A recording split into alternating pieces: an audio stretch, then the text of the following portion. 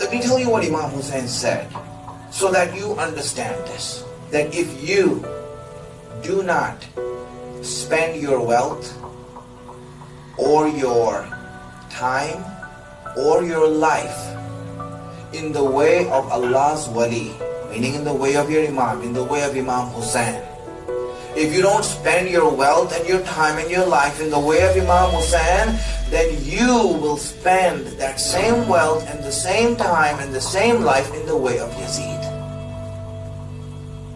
You will say that.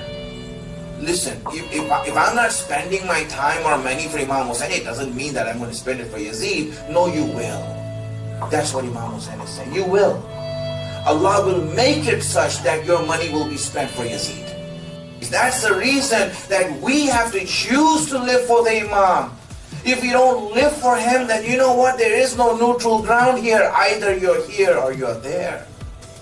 Tell me, how many of us have actually accepted that as a fact? How many of us have actually digested that information and said, I believe in it?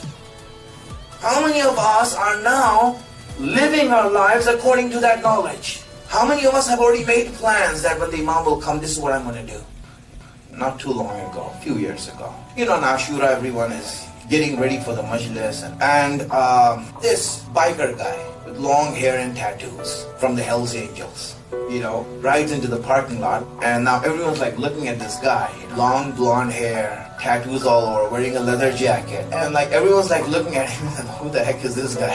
One of the persons, you know, they went up to him and said, how may we help you? And this guy just says, I'm here for the majlis of Imam Hussein. So when I went there, I met him.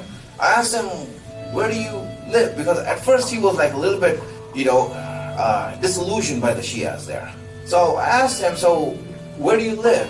He lives on a construction site. I said, you live on a construction site, you know. He has a bike. He goes to the gym to take showers. He has a job. So I said, why are you living like this? Because the Imam can come any minute. I don't want to have any attachments. I want to be ready for him.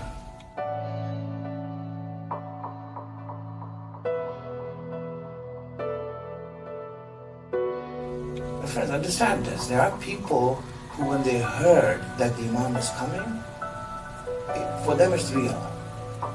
For them something's actually happening.